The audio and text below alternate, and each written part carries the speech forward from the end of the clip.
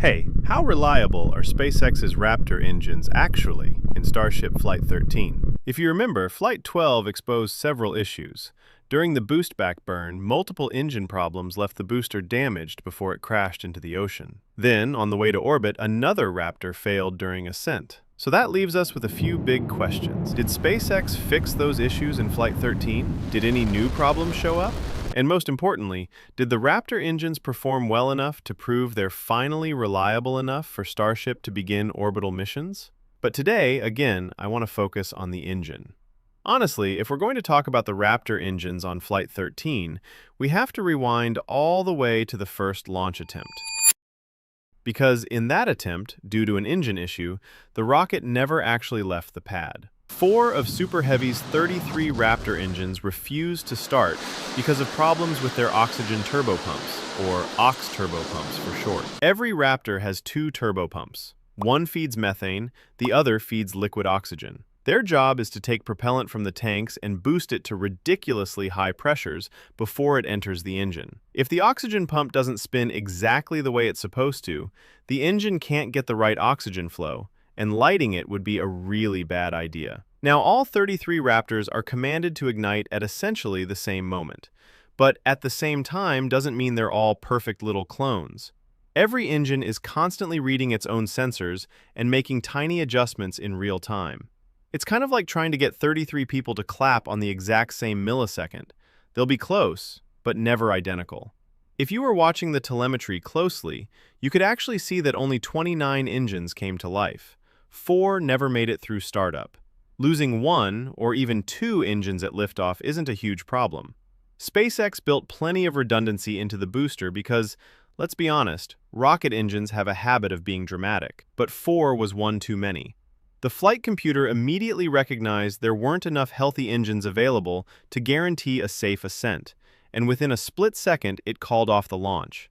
After the scrub, SpaceX dug through a mountain of telemetry and found something interesting. While only 4 Raptors actually failed to ignite, 6 engines showed abnormal oxygen turbopump behavior during startup. The culprit was likely tiny amounts of moisture that had made their way into some of the oxygen turbopumps during previous operations. Once the booster was loaded with liquid oxygen at around -183°C, that moisture froze into ice. And when you've got a turbopump spinning at tens of thousands of revolutions per minute, even a tiny bit of ice is enough to cause problems. It's basically like throwing a pebble into a Formula 1 engine. It doesn't have to be big, it just has to be there. As soon as the software detected those pumps weren't spinning up normally, it refused to light the engines. For the next launch attempt, SpaceX didn't take any chances. They swapped out all 6 suspect Raptors, performed another full static fire, and confirmed all 33 oxygen turbopumps spun up exactly as expected before giving Flight 13 the green light. The company also shipped some of the suspect engines to McGregor for deeper testing. Interestingly, one of those engines went on to complete an entire booster-length firing on the test stand without any issues. That suggests the engines themselves weren't permanently damaged. The problem was likely tied to the startup conditions, rather than some fatal hardware flaw. That's good news, but it's also a reminder that full reusability isn't just about landing rockets. It's about turning them around quickly, again and again, without weird little gremlins like frozen moisture hiding inside the plumbing. SpaceX already reuses these engines under some of the harshest conditions imaginable. But if Starship is eventually flying every few days, or one day every few hours, problems like this have to disappear. Otherwise, every launch risks being delayed because a turbopump woke up on the wrong side of the bed. Thankfully, SpaceX figured this one out before Flight 13 ever left the ground. And with that mystery solved, let's finally get to the launch itself. One thing a lot of people started talking about after Flight 13 was this view of Super Heavy's engine bay. If you look closely, you can see several parts of the engines glowing bright red, and the longer the burn went on, the larger some of those glowing hotspots became, especially around the power heads. At first glance, that seems a little strange. After all, on previous flights, the entire engine section usually looked like it had been left in a giant freezer, completely covered in frost. So, which one is it? Well, before the engines ignite, the entire propulsion system is filled with cryogenic methane and liquid oxygen. We're talking temperatures cold enough to instantly freeze moisture out of the air. That moisture sticks to the engines and turns into frost, giving the whole engine bay that icy white appearance we're used to seeing. But the second those Raptors fire, everything changes. Inside the powerhead are the preburners, turbopumps, and all the plumbing carrying incredibly hot gases. Those components can heat up to hundreds of degrees Celsius in just seconds. So, while parts of the engine are still being cooled by propellant that's colder than Antarctica on its worst day, other sections are becoming incredibly hot at the exact same time. Rocket engines are basically giant machines whose entire job is to keep extremely hot things and extremely cold things from arguing with each other. That's why thermal cameras can pick up bright glowing hot spots even while cryogenic propellant is still flowing through other parts of the engine. There are plenty of perfectly normal reasons why one area might appear to get hotter over time. The insulation itself could be warming up. The metal underneath could simply be heat-soaking. The camera angle might be changing as the booster moves, or that particular area could just have thinner insulation than the surrounding hardware. The important thing is that rocket engines almost never heat up perfectly evenly. Engineers aren't expecting a nice, symmetrical Christmas tree of heat. Instead, they'll compare this thermal pattern against data from previous static fires and flights. If it matches what they've seen before, then it's probably just another day at the office for a Raptor engine, which, to be fair, has one of the hottest jobs on the planet. Now, the bigger concern wasn't those glowing hot spots. It was actually the landing burn. Remember, Super Heavy doesn't just light its engines once and call it a day. First, the Raptors ignite for liftoff. Then, they fire again for the boostback burn. And finally, they have to restart one more time for the landing burn. That means some of these engines have to shut down, coast through flight, and then wake back up again like someone hitting snooze on an alarm clock. Except, instead of getting you to work, they're trying to land the largest rocket booster ever built. And here's the thing, restarting a Raptor isn't easy. We already talked about how difficult engine startup is on the launch pad. Well, an in-flight restart is arguably even tougher. During normal operation, life is pretty peaceful for a Raptor. The turbopumps are spinning at a steady speed, pressures stay stable, and the fuel and oxygen are flowing exactly where they're supposed to. But startup is complete chaos. In just a few milliseconds, the engine has to ignite 2 preburners, spin turbopumps from 0 to tens of thousands of revolutions per minute, open dozens of valves, build chamber pressure, and somehow avoid turning itself into an extremely expensive fireworks display. It's one of the most violent phases an engine ever experiences.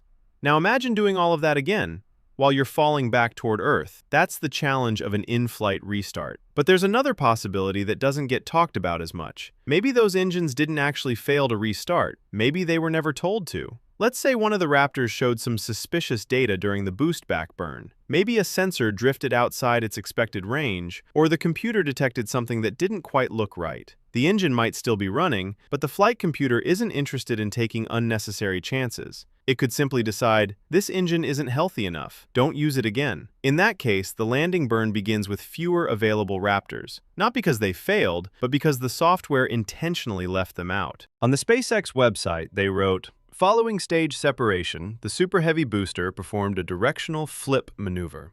The booster successfully completed the high-thrust portion of the boostback burn with all 33 engines, the first time with a Super Heavy V3, before ending the burn early. It attempted to relight its engines for the landing burn, with a subset successfully igniting before experiencing a hard splashdown in the Gulf. The good news is that Flight 13 gave us far more Raptor victories than Raptor headaches. In fact, the biggest engine milestone of the entire mission may have happened hundreds of kilometers above Earth. For the first time, SpaceX carried out a much longer in-space Raptor relight. On previous flights, the engine burn lasted only about 3 seconds, just enough to prove the engine could reignite. This time, though, the relight continued for roughly 14 seconds, giving engineers a much larger window to study how the engines perform after spending time in the harsh environment of space.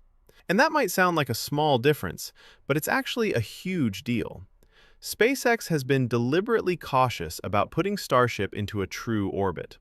The reason is pretty simple. If the engines fail to restart in space, Starship can't deorbit itself. Instead, you've suddenly got a massive spacecraft becoming an uncontrolled piece of space debris. That's not exactly the kind of surprise anyone wants flying around the planet. So, before committing to orbital missions, SpaceX first needs absolute confidence that Raptor can reliably restart after coasting in space. Flight 13 was a big step toward proving exactly that. In fact, this successful relight could be one of the key milestones that finally opens the door for Flight 14 to attempt a full orbital mission. It's still up to SpaceX and regulators, of course, but technically, this is exactly the kind of box they needed to check. Then came the final act. After successfully relighting all 3 sea-level Raptors, Starship performed its landing flip, transitioned smoothly into the landing burn, and completed a gentle splashdown in the Indian Ocean. Even more importantly, the vehicle remained largely intact after touchdown, giving engineers their first clear look at an intact heat shield following a full re-entry. That's an enormous amount of data packed into a single mission, and a pretty fitting way to end what was arguably the best Raptor performance we've seen from Starship so far. One thing I've seen a lot after Flight 13 is people saying, "Come on, it's the 13th flight. SpaceX should have worked out all the bugs by now." Because this isn't really Flight 13.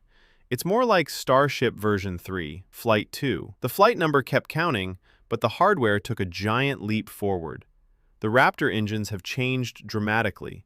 New manufacturing methods, new plumbing, a redesigned injector, updated cooling systems, new hardware. Even the startup sequence isn't the same anymore. At some point, you've changed so much that you're not just refining the old engine anymore. You're learning how an almost entirely new one behaves. It's kind of like replacing every major part in your car and then saying, well, it's still got 200,000 kilometers on it, so it shouldn't have any problems. That's not really how engineering works.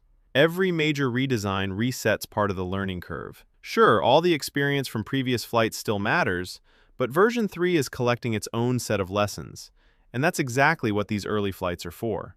So yes, there are still bugs to squash. That's expected. But aside from the booster restart not going exactly as planned, Flight 13 delivered just about everything SpaceX could have asked for. The new Raptors performed exceptionally well, the in-space relight was a major success, Starship completed its re-entry and landing sequence, and engineers came away with a mountain of valuable data.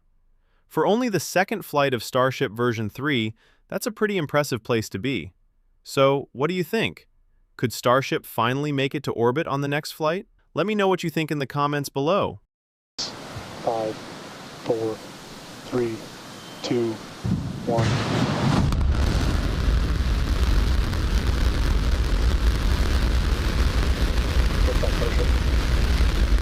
The countdown reaches 0, and all 33 Raptor engines on the Super Heavy booster ignite simultaneously. Producing their full thrust, they lift the nearly 123-meter-tall Starship off the launch pad at Starbase. By T plus 30 seconds, Starship is climbing steadily with all 33 engines operating normally. The rocket pitches over as planned to begin its journey toward orbit, while engine chamber pressures remain nominal. Just over 1 minute into the flight, Starship reaches max Q, the point of maximum aerodynamic pressure. Interestingly, Flight 13 reaches this point a little later than Flight 12, which hit max Q at T plus 54 seconds. But despite arriving later, this is actually the highest max Q Starship has ever experienced, meaning the rocket is taking more stress than on any previous test flight, putting greater stress on the rocket than on any previous test flight. Despite the increased forces, all 33 Raptors continue firing flawlessly. So far, we already see the improvement over Flight 12. On that mission, at T plus 1 minute 42 seconds, one of the booster's outer ring Raptor engines shut down unexpectedly. This time, just 33 happy Raptors doing exactly what they're paid absolutely nothing to do. The next major milestone arrives a little over 2 minutes after liftoff with hot staging. Instead of shutting the booster down completely, SpaceX first turns off 28 of the 33 engines, leaving 5 still firing. While the 2 stages are still attached, all 6 Raptor engines on Starship ignite, allowing the upper stage to pull away smoothly while the booster begins its return toward Earth. Immediately after separation, the Super Heavy booster performs its boostback burn. It initially reignites 13 Raptor engines, reversing its course and steering itself back toward the Texas coast. This burn is especially significant because SpaceX was unable to complete it successfully on the previous flight. This time, however, the boostback burn finishes as planned, marking one of Flight 13's key objectives. Meanwhile, Starship couldn't care less about what's happening behind it. It keeps accelerating toward orbit with all 6 Raptors performing normally. By around T+5 minutes, the booster is falling back through the atmosphere.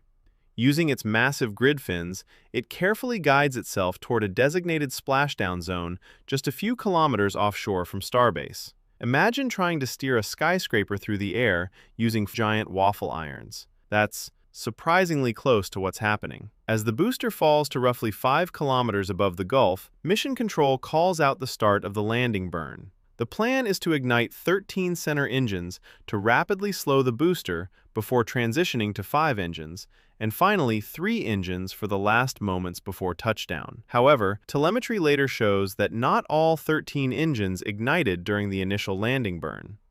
Even so, the booster still reaches its planned splashdown zone.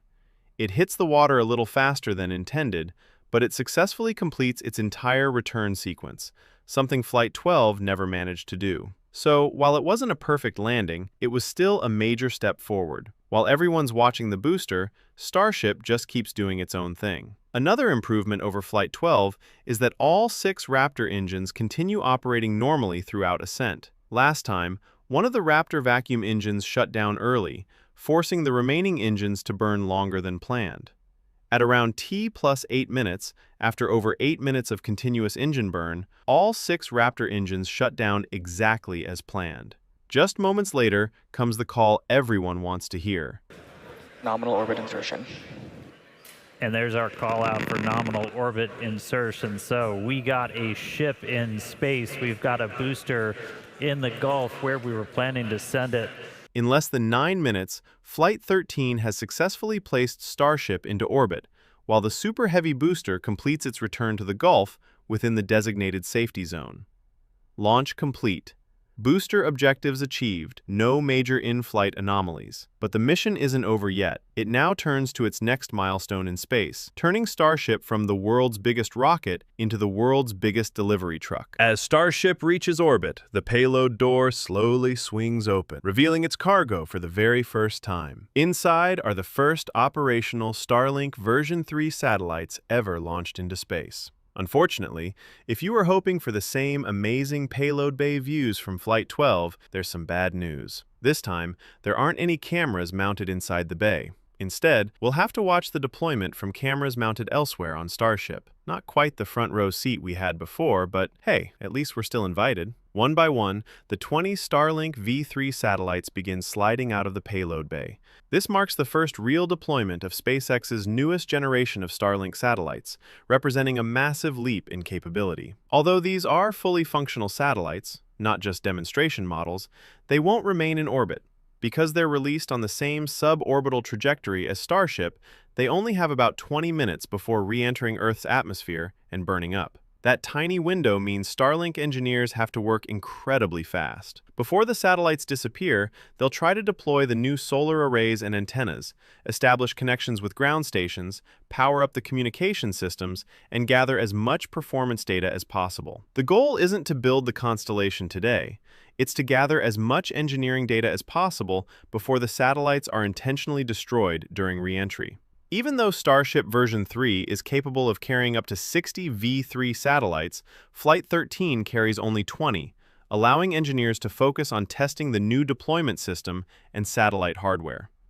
Another important test begins with the final few satellites. 6 of the 20 satellites have been fitted with engineering cameras and powerful lights.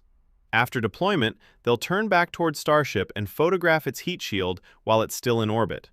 SpaceX attempted a similar test during Flight 12, but the results were limited. This time, engineers are hoping for much sharper images that reveal exactly how the heat shield survived launch. That information is incredibly valuable because, eventually, Starship won't just splash down or burn up. It'll survive re-entry, fly all the way back to Starbase, and get caught by the launch tower. Just 3 to 5 minutes after deployment, all 20 satellites have successfully connected with each other using their laser communication links. With payload operations complete, attention now shifts to the next critical test, an in-space relight of a Raptor engine, scheduled to occur in just over 1.5 minutes. This demonstration is far more important than simply proving an engine can restart. During future orbital missions, Starship will need to relight its engines after spending time in space, whether to raise its orbit, transfer to another destination, or perform the deorbit burn needed to return to Earth. Successfully restarting an engine in the vacuum of space is therefore a key capability for Starship's long-term mission.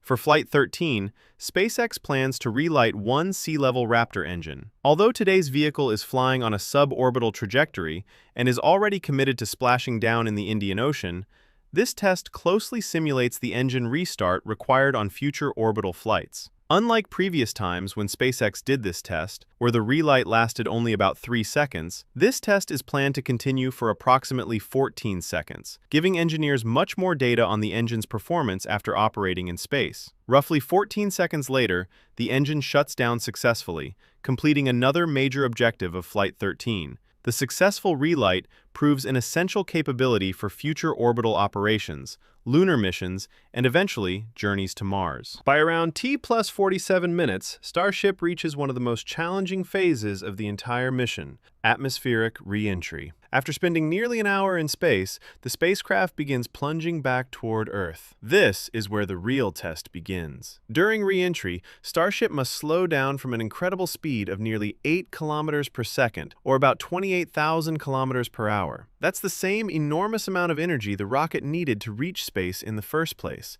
and now it has to safely get rid of almost all of it before landing. As Starship descends, it races through the atmosphere at hypersonic speeds, more than 5 times the speed of sound. At these incredible velocities, the air in front of the spacecraft becomes compressed and heated until it turns into plasma, creating a glowing envelope around the vehicle. This plasma sheath can block or distort radio signals, which is why spacecraft returning from orbit often experience temporary communication blackouts. Onboard flaps begin actively steering Starship. Live camera views even show one of the flaps moving continuously as the guidance system adjusts the spacecraft's orientation, keeping it stable while bleeding off speed. Starship slows into the transonic regime, where airflow around the vehicle ranges from approximately Mach 0.8 to Mach 1.2. A complex flight condition where parts of the airflow are traveling below, at, and above the speed of sound simultaneously. For comparison,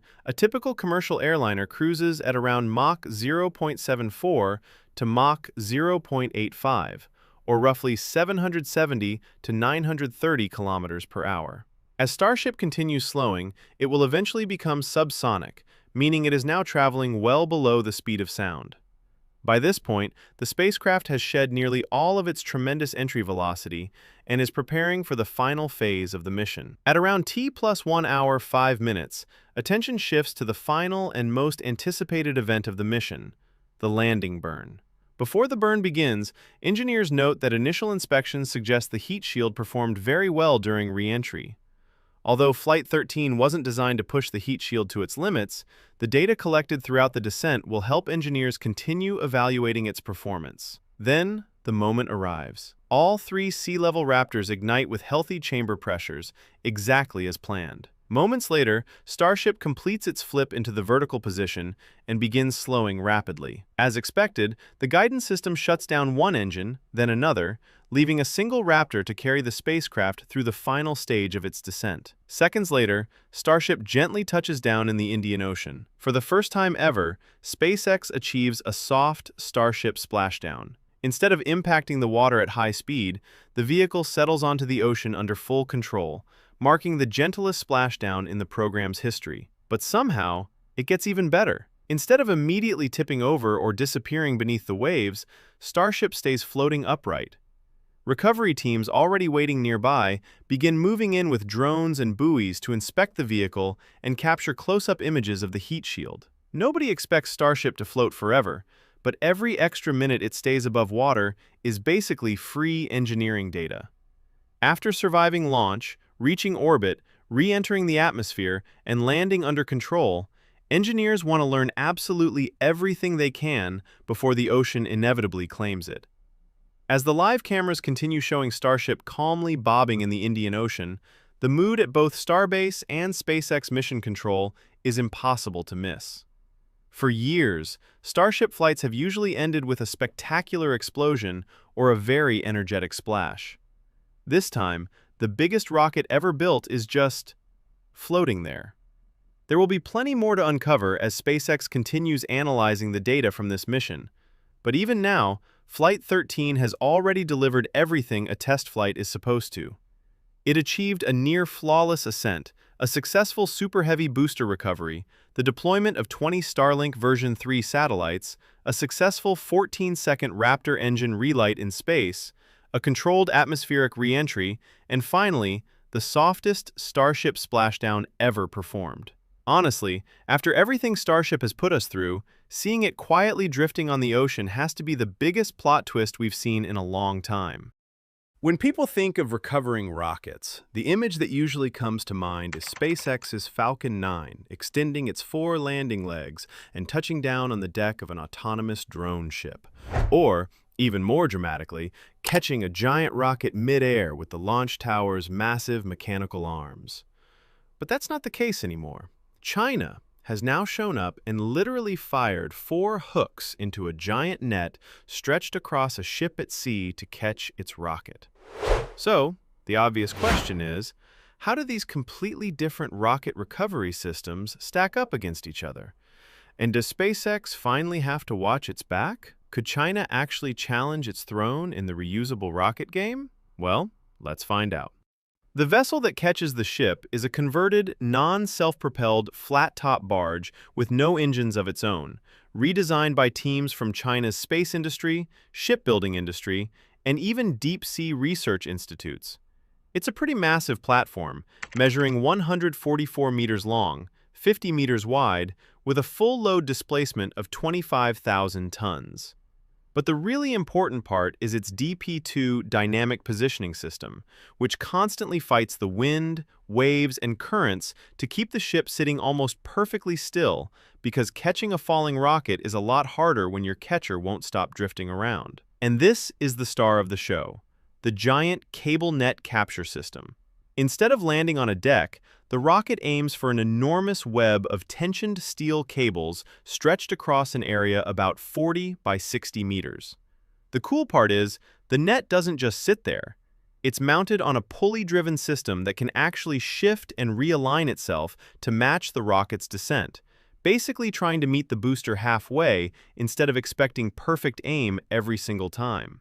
When the rocket's hooks latch onto those cables, the job isn't over. The vehicle is still carrying plenty of momentum, so a huge hydraulic damping system gradually absorbs that remaining energy, bringing the rocket to a controlled stop instead of letting it slam onto a steel deck. Think of it like one of those giant safety nets that catches circus acrobats, except the acrobat weighs hundreds of tons and is filled with rocket engines. As you can probably guess, building something like this was a lot harder than it sounded. According to chief designer He Guangwei, normal ships don't have to worry much about constantly matching the roll, pitch, and yaw of a falling rocket. This one does. Its positioning system has to maintain incredible accuracy from every wave direction, because even a small movement could throw off the entire recovery. The structure itself created another engineering headache.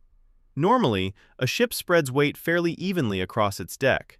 This one has a gigantic 67-meter-tall capture tower weighing around 3,500 tons, about 5,400 tons once all the equipment is installed, supported by just 4 massive pedestals. That's like balancing an apartment building on 4 table legs and expecting nothing to bend. And because that tower sits so high above the deck, it raises the ship's center of gravity, making stability a much bigger problem. To counter that, engineers installed large sponsons at each corner of the tower. Whenever the vessel starts to lean, these structures dip into the water and generate extra buoyancy, helping reduce the roll before it becomes an issue. The engineers also spent years running simulations, analyzing loads in different sea conditions, performing wind tunnel testing, and redesigning the hull before finally arriving at a platform they believed was stable enough to catch a descending rocket. And once it's out at sea, the whole thing can even be operated remotely. Crews simply upload the recovery coordinates from 10 to 20 kilometers away, and the ship automatically sails, or rather holds itself, at exactly the right location, waiting for a rocket to fall out of the sky. Okay, now that we have a much clearer picture of how China's new recovery system actually works, we can finally compare it to SpaceX's approach and see where each one shines. SpaceX has already mastered propulsive landings with Falcon 9, routinely bringing boosters back to drone ships or landing pads. Then, with Starship, they took things a step further by catching the Super Heavy booster directly at the launch tower using the giant mechanical arms known as Mechazilla. Right away, you can see both systems are chasing the same goal: eliminate heavy landing legs to save weight and carry more payload. But after that, the similarities end. Instead of making the rocket support itself after landing, both systems move that complexity into the recovery infrastructure. SpaceX built an enormous launch tower with giant robotic arms. China built a massive floating recovery platform equipped with a suspended capture net. Perhaps the biggest advantage the China system has over Mechazilla is that the rocket does not have to be extremely precise for it to work. Instead of trying to squeeze perfectly between two giant mechanical arms, the booster just has to make it into the capture zone. Think of it like parking in a wide-open Costco parking space instead of trying to parallel park on a busy street. One is definitely a lot less stressful. That wider capture window is one of the biggest strengths of China's design, and it's probably why they chose a giant suspended net in the first place. The cables can flex, absorb energy, and tolerate a bit more horizontal error than a pair of rigid steel arms ever could. But don't let that fool you into thinking it's easy. The booster still has to descend almost perfectly vertically, control its speed, stay rock solid, and guide itself into a roughly 54 by 54 meter opening while hovering over the middle of the ocean. That's still an incredibly difficult target to hit, and it has to do all of that in about 6 minutes. After stage separation, the booster flips around, performs a powered deceleration burn, slows further using aerodynamic drag, and then lines itself up so the net can safely catch it.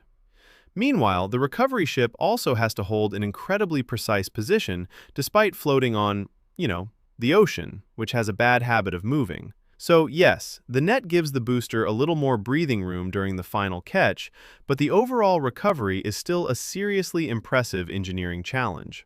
Another trade-off is that offshore operations are usually always suck. Because the booster is recovered hundreds of kilometers offshore, someone still has to bring it home. That means ships, weather delays, rough seas, and a whole lot of logistics before the rocket can fly again. SpaceX takes almost the exact opposite approach. By catching Starship's Super Heavy booster right back at the launch tower, the company can inspect it, refuel it, and get it ready for another flight as quickly as possible. That's a huge part of SpaceX's long-term vision of making rockets operate more like airplanes.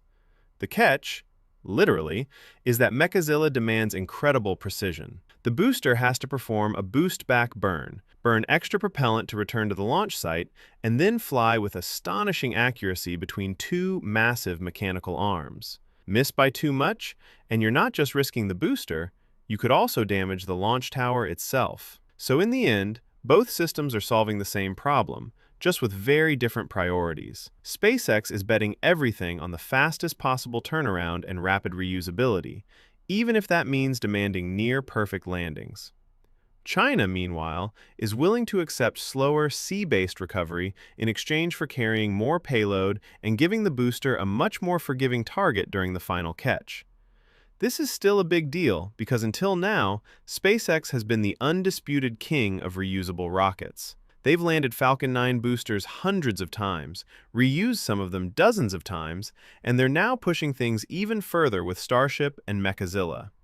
So the fact that China has now demonstrated a successful first-stage recovery is significant. It doesn't erase SpaceX's lead, but it does show they're beginning to close part of the technology gap. Now, does that mean China is suddenly challenging SpaceX?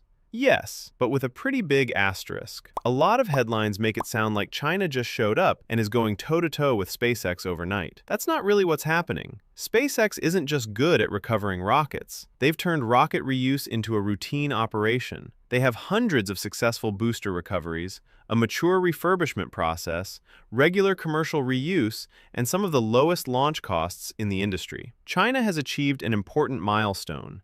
But one successful recovery isn't the same as running a reusable launch system every week. It's kind of like someone building their first electric car. That's genuinely impressive, but it's not the same as building millions of them every year. One proves the idea works. The other proves you can make a business out of it. And that's exactly why this matters. Recovering the first stage is the single biggest way to reduce launch costs, which is why China has spent nearly a decade working toward this moment, progressing from small hover tests to full orbital recoveries. According to the mission team, this flight wasn't just about catching the booster. It also validated a whole list of critical technologies, including the rocket's overall design, its methane propulsion system, propellant management, multiple engine restarts, high-altitude ignition, precision guidance and navigation, and, of course, the offshore net recovery itself. In other words, this wasn't just a flashy stunt, it was a systems test, and by all accounts, a successful one. But the real test is still ahead. The Long March 10B team says they plan to fly this recovered booster again before the end of the year. And honestly, that's the moment that really matters. Because a rocket you can catch once is cool. A rocket you can catch, inspect, refuel, and fly again quickly? That's what actually changes the economics of spaceflight. So, what do you think? Does this unique Chinese recovery system have what it takes to challenge SpaceX's dominance in reusable rockets? Drop your thoughts in the comments. What's cool is that this is really China's own approach. Innovation doesn't always mean inventing something nobody has ever imagined before. Sometimes it's finding a different, and maybe even better, way to solve the same problem. Now, could China eventually build reusable rockets that are nearly as capable as SpaceX's, but at a lower cost? It's possible. But right now, nobody knows. One successful demonstration doesn't tell us how expensive refurbishment will be, how reliable the system is, how quickly the booster can fly again, how many times it can be reused, or what each launch will ultimately cost. Those are the numbers that decide whether a reusable rocket is just technically impressive or commercially revolutionary. Finally, here's something interesting that almost got overshadowed by China's announcement. Just one day after China revealed its first successful reusable first-stage recovery using a giant sea-based capture net, Japan showed off a reusable rocket milestone of its own. Japan Aerospace Exploration Agency, or JAXA, successfully flew and landed its reusable rocket prototype called RVX. Now, don't expect anything too dramatic. The rocket lifted off, climbed to about 10 meters, or roughly 33 feet, hovered for a few moments, and gently landed back on the pad. The whole flight lasted around 40 seconds. That may not sound very exciting. Your microwave probably gets more action on pizza night. But that wasn't the point. The goal wasn't to reach space. It was simply to prove the rocket could take off, hover, and land under its own power. And believe it or not, that's one of the hardest parts of building a reusable rocket. A successful hop test means the guidance software, navigation system, engines, and landing controls all work together exactly as planned. This is basically what SpaceX did back in the day. SpaceX also started with small hopper tests long before Falcon 9 was routinely flying to space and landing back on Earth. The difference is scale. JAXA's RVX hopped about 10 meters and flew for roughly 40 seconds. A Falcon 9 launches payloads into orbit, flies hundreds of kilometers downrange, reaches hypersonic speeds, survives re-entry, and then lands itself about 8 to 10 minutes later. So while both involve vertical landings, JAXA is still proving the fundamentals before moving on to much more challenging flights. Interestingly, JAXA isn't even the first organization in Japan to pull this off. In 2025, a research subsidiary of Honda became the first Japanese company to launch and vertically land a reusable rocket prototype. That was a private sector achievement. This latest milestone comes from Japan's National Space Agency, meaning Japan now has both government and private organizations actively developing reusable rocket technology. And that's probably the most interesting part. Countries around the world are no longer asking whether reusable rockets are worth pursuing. They're asking how quickly they can build one of their own. Why? Because reusing rockets is one of the biggest ways to slash launch costs. It means launching satellites more often, growing a competitive commercial space industry, and relying less on expensive single-use rockets. One thing this flight does make clear, though, is that the race is getting more interesting. SpaceX still has a massive lead, but no company stays on top forever simply because it got there first. Competition pushes everyone to innovate faster, solve harder problems, and build better rockets. And if history has taught us anything, it's that today's leader is never guaranteed to be tomorrow's. For most people, the nose cone is just the pointy part at the top of a rocket. It is too round on the top, it needs to be pointy. But if you're trying to build the largest, fully reusable rocket ever created, it's one of the most technologically demanding sections of the entire vehicle. That's exactly the challenge SpaceX has faced. Over the years, the company has continuously redesigned and upgraded Starship's nose cone, turning it into something unlike anything found on any other rocket in the world. Packed with advanced systems and engineering solutions, it does far more than simply improve aerodynamics. So, what makes it so special? This is the story of how SpaceX reinvented the Starship nose cone. The nose cone is one of the biggest redesigns Starship has gone through in years. The goal is pretty straightforward: make Starship lighter, stronger, easier to build, better at surviving re-entry, and capable of carrying more payload. Which sounds simple until you realize that's basically the aerospace equivalent of saying you'd like your car to be faster, cheaper, safer, more fuel efficient, and easier to manufacture, all at the same time. To understand what's changing, it helps to remember that Starship doesn't come home like a normal rocket. Most rockets either fall into the ocean, deploy parachutes, or never come back at all. Starship does something far stranger. It plunges back through the atmosphere sideways, performing the now famous belly flop maneuver before flipping upright at the last second for landing. It's one of those things that still looks wrong even after you've seen it a dozen times. The reason it can do this is because of its flaps. Think of them as giant control surfaces that help steer the vehicle during descent. Without them, Starship would have about as much aerodynamic control as a falling refrigerator. The original flap design worked, but it wasn't exactly perfect. The forward flaps were mounted directly on the sides of the nose. Even when they were folded in, parts of the flap system still stuck out into the airflow. That might not sound like a huge deal, but during re-entry, air has an annoying habit of turning tiny inefficiencies into giant engineering problems. Those exposed structures created aerodynamic forces that actually pushed the nose in undesirable directions. As a result, the rear flaps had to work harder to compensate.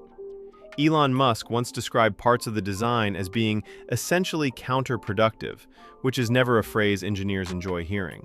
So SpaceX decided to move things around. The new forward flaps have been moved higher up the ship and shifted toward the leeward side, the more sheltered side during re-entry. Instead of sitting directly opposite each other like before, they're now positioned closer together, helping hide both the flaps and their hinge covers from the oncoming airflow when stowed.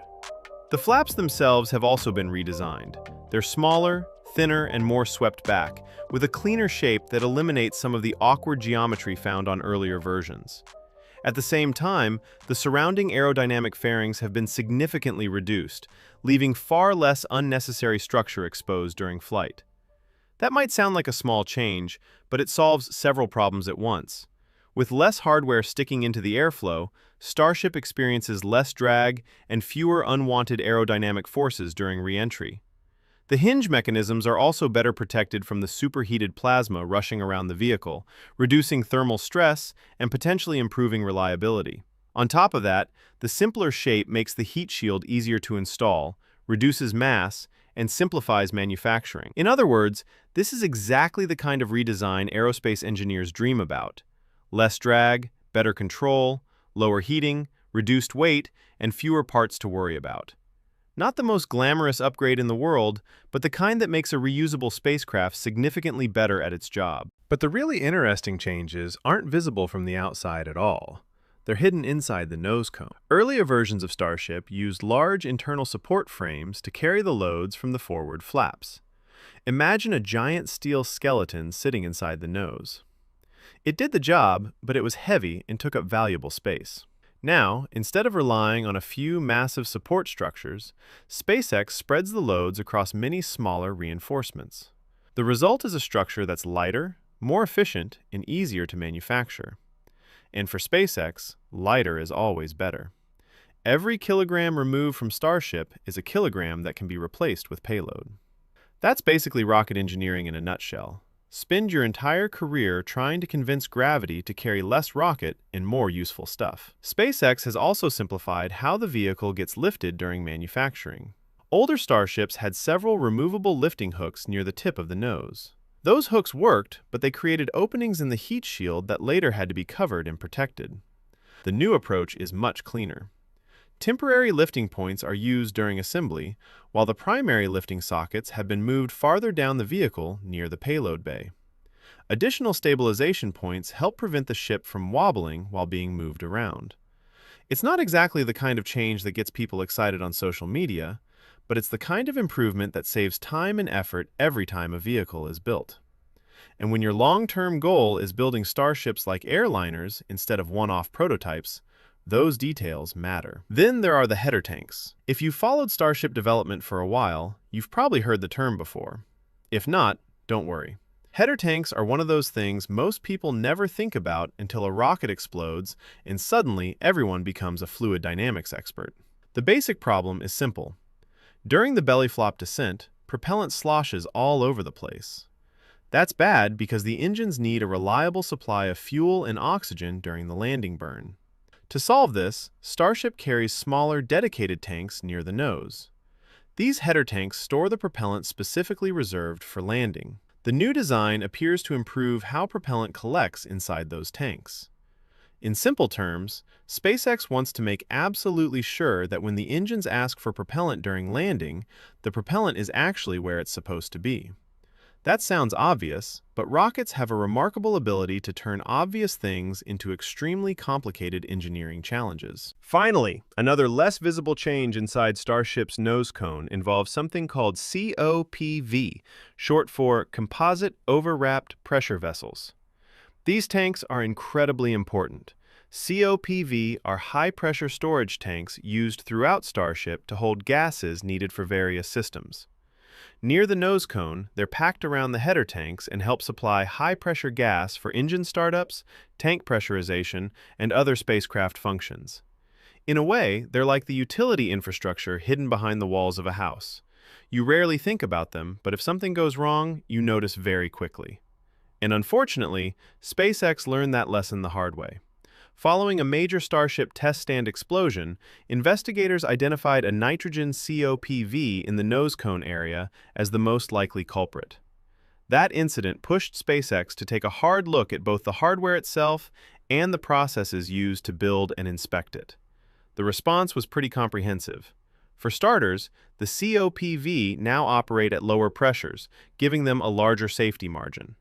SpaceX also introduced protective covers during assembly and integration to help prevent accidental damage while technicians are moving hardware around. Those covers can even make potential issues easier to spot before they become serious problems. The company also upgraded its inspection process. New, non-destructive testing methods were introduced to detect damage that older screening techniques might have missed, and the acceptance standards for new COPVs were tightened. Additional proof testing is now performed before the tanks are allowed anywhere near flight propellants. Perhaps most interestingly, SpaceX didn't stop at changing procedures. The company eventually brought COPV manufacturing under its own control by acquiring its supplier, allowing engineers to directly oversee production, refine the design, and perform extensive cryogenic testing on every unit before installation. When you step back and look at all these changes together, a clear pattern emerges. SpaceX is reducing mass, increasing payload volume, improving re-entry performance, simplifying manufacturing, and making the vehicle more reliable. The flashy part is the new forward flaps because they're easy to see. But the real story is buried inside the nose cone, where SpaceX has been quietly rethinking how the entire front half of Starship is built. In many ways, this redesign feels like Starship growing up. The early versions proved the concept could work. Now SpaceX is doing what every successful aerospace program eventually does, removing inefficiencies, simplifying systems, and turning an experimental vehicle into something that can fly again and again with less effort. And honestly, that's probably far more important than moving a flap a few meters up the side of the ship.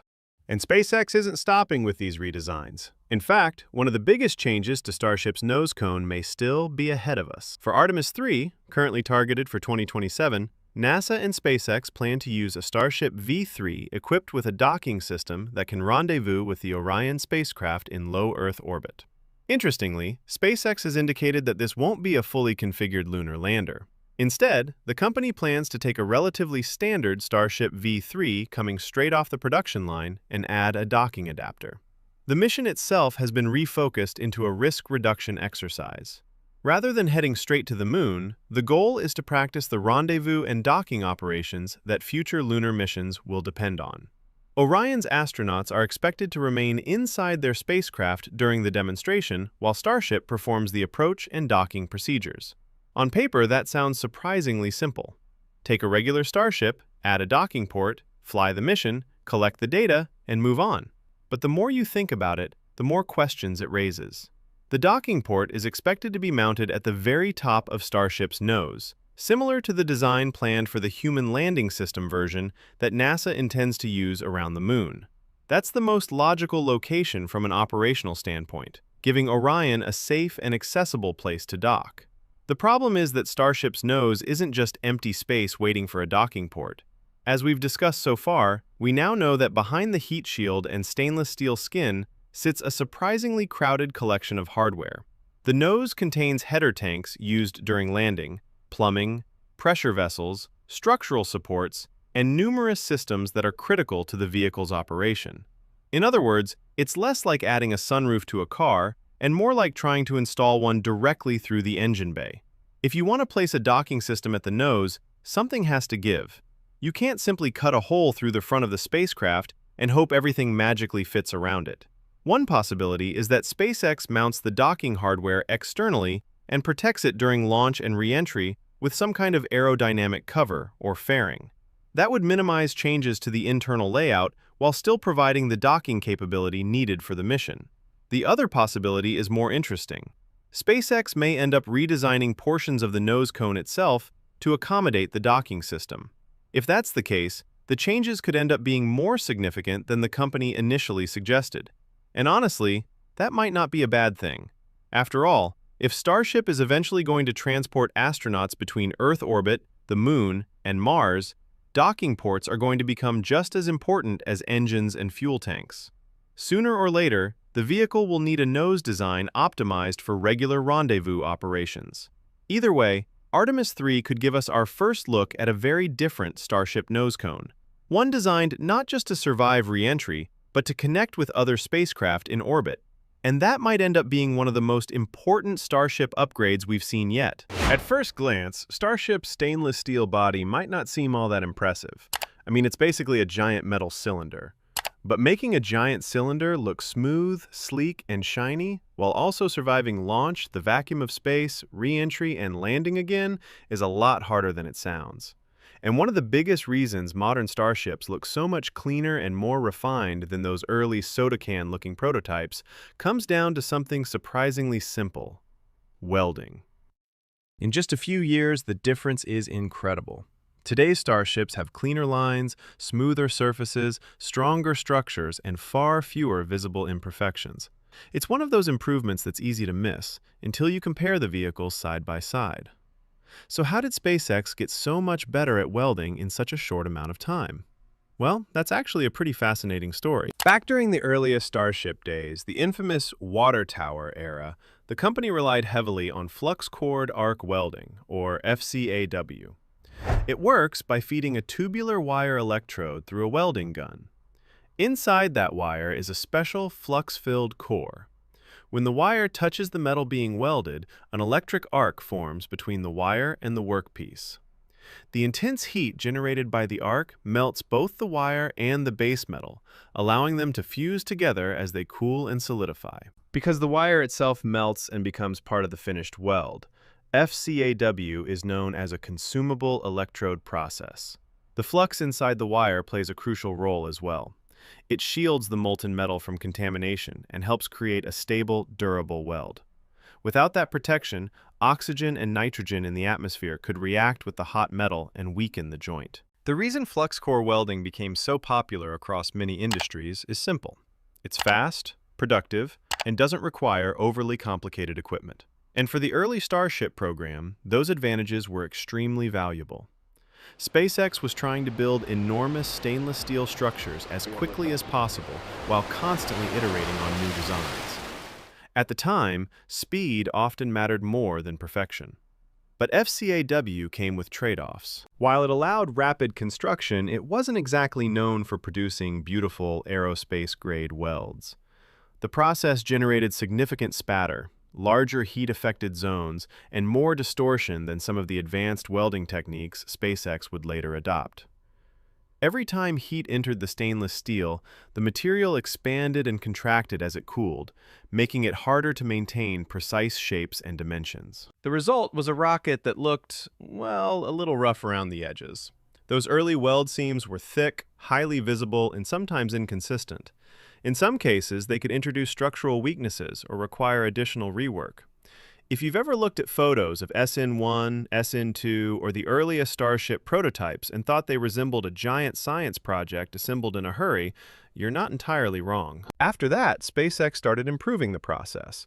The company switched to 304L stainless steel, which handled welding better and performed well at extremely low temperatures.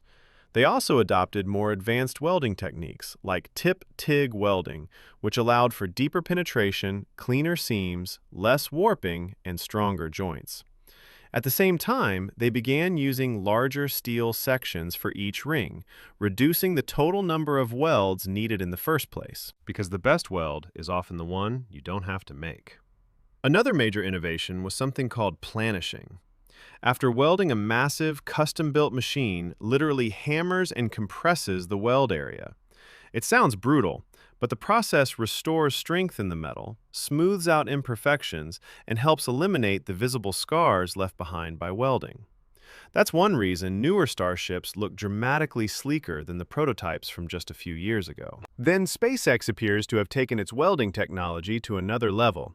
Laser welding has become an increasingly important part of production. Unlike traditional welding methods, which spread heat over a relatively large area, laser welders focus enormous amounts of energy into an incredibly small spot.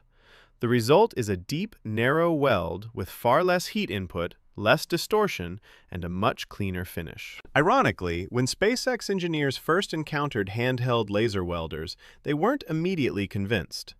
The machines looked more like something you'd find in a sci-fi movie or a YouTube safety warning video than a serious manufacturing tool. That skepticism didn't last long. The team initially experimented with the technology for tack welding, the small temporary welds used to hold parts in position before final assembly. Starship's stainless steel sections require extremely long weld seams, and traditional TIG tack welds often created larger bumps and imperfections than engineers wanted. Handheld lasers produced much smaller and cleaner tack welds almost immediately, making them useful from day one. But the real surprise came when engineers pushed the process further. As testing continued, they discovered the lasers could create full penetration welds through stainless steel while leaving behind only a tiny weld bead on the surface. That challenged one of the oldest assumptions in welding, that a strong weld should look big and bulky. Suddenly, SpaceX was producing welds that looked smaller, but were every bit as strong. The technology took another major leap forward when handheld laser systems began incorporating wire feeders. Early versions relied on autogenous welding, meaning no filler material was added. That made the process extremely sensitive because even slight variations in movement could affect weld quality. Once filler wire was introduced, the wire naturally guided the welding torch along the joint, making the process far more stable and repeatable. That was the moment handheld laser welding stopped being an interesting experiment and started becoming a serious production tool. And perhaps the biggest advantage was something every Starship engineer desperately wanted: less warping. Traditional MIG and TIG welding dumps large amounts of heat into metal. As the steel heats up and cools down, it expands and contracts, causing distortion. That's annoying when you're building a car. It's a much bigger problem when you're building a 50-meter tall rocket that has to survive launch, re-entry, and repeated flights. Laser welding dramatically reduces that issue by concentrating heat into a tiny area. Less heat means less movement in the metal, which means the finished structure stays much closer to its intended shape. In fact, some of SpaceX's tests produced results that would make any welding engineer smile. Certain laser-welded joints proved so strong that the surrounding stainless steel failed before the weld itself. In the welding world, that's about as good as it gets. It means the joint isn't the weak point anymore. The metal around it is. And that's when it became clear that those tiny laser welds weren't just cleaner. They were helping make Starship stronger, lighter, and easier to build all at the same time. After SpaceX got the technique down, the next step is to automate on a massive scale. Robotic welders, custom manufacturing equipment, and highly specialized tooling allow Starbase to produce vehicles much faster and with greater consistency than before. Every weld is inspected using advanced techniques like X-rays, ultrasound scans, and dye-penetrant testing to catch defects before they become problems. The result is a rocket that is smoother, lighter, stronger, and faster to build than anything SpaceX was producing just a few years ago. And finally, there's one more piece of the Starship puzzle that's worth talking about: the Raptor engine itself. Because while Starship gets most of the attention, Raptor is really the beating heart of the entire program. Without it, Starship is basically the world's most expensive stainless steel water tower. And building these engines is incredibly difficult. In fact, the precision requirements are so extreme that early Raptor production relied heavily on manual welding for some of its most critical components. Automated systems simply couldn't hit the tolerances SpaceX needed. Welders who worked on the program have described situations where a tiny imperfection could potentially ruin a component worth hundreds of thousands or even millions of dollars. No pressure, right? Part of the challenge comes from the materials involved. Raptor uses advanced superalloys, including SpaceX's SX500 alloy family, which are designed to survive some of the harshest conditions imaginable. Inside the engine's oxygen-rich turbopumps, pressures can reach roughly 800 atmospheres. That's not just high pressure. That's the kind of pressure that makes engineers wake up at 3 a.m. wondering if they forgot something. These alloys are descendants of Inconel-based materials, which are famous for being incredibly strong at high temperatures, while also being notoriously difficult to manufacture. Inconel work hardens rapidly, meaning that after machining it once, it often becomes even tougher to machine again. But that difficulty comes with huge benefits. At extreme temperatures, these alloys form protective oxide layers that help prevent corrosion and allow components to maintain their strength where many other metals would begin to deform or fail. To create many of Raptor's most complicated components, SpaceX also relies on advanced foundry casting techniques. Molten metal is poured into highly detailed molds, allowing engineers to create intricate shapes that would be difficult, expensive, or sometimes impossible to machine from solid blocks of metal. Components like manifolds and other complex structures can be produced far more efficiently this way. As the engine evolved from Raptor 1 to Raptor 2 and now Raptor 3, manufacturing simplicity became a major priority. Raptor 2 was essentially a complete redesign, with fewer parts, fewer connections, and significantly more welding integrated directly into the structure. Components that once required bolts and flanges were replaced with permanently welded assemblies, reducing weight and eliminating potential failure points. Raptor 3 pushes that philosophy even further. Many pipes, sensors, and supporting systems have been moved inside the engine itself, creating a much cleaner design with far fewer external connections. Fewer parts mean fewer welds, fewer leaks, lower maintenance requirements, and ultimately a more reusable engine. And perhaps the most impressive manufacturing tool of all is something that barely existed in aerospace a couple of decades ago: 3D printing. SpaceX makes extensive use of metal additive manufacturing, building parts layer by layer directly from digital designs. Instead of cutting away material from a giant block, the company essentially grows components into existence. It's a little bit like science fiction, except it actually works. This allows engineers to create incredibly complex internal channels, cooling passages, and structures that traditional manufacturing simply couldn't produce. Critical components, such as injectors and turbopump elements, benefit enormously from this approach. The injector alone contains intricate pathways responsible for delivering fuel and oxidizer into the combustion chamber with extreme precision, while turbopump components must survive enormous temperatures, pressures, and rotational forces. The result is an engine that's lighter, stronger, more reliable, and easier to manufacture than its predecessors. While 3D printing is an incredible technology capable of producing extremely precise and complex components, not every part of SpaceX's Raptor engine can be manufactured this way. The main limitation is cost. Although 3D printing excels at prototyping and small batch production, expenses can escalate rapidly when scaled for mass production. As a result, many Raptor engine components still need to be made using more traditional manufacturing techniques. In many ways, Starship's evolution tells the story of SpaceX itself. Early prototypes were rough, sometimes messy, and occasionally exploded spectacularly. But each failure revealed weaknesses, and each weakness led to improvements. The welding process followed that same path. Today, those cleaner weld lines aren't just cosmetic.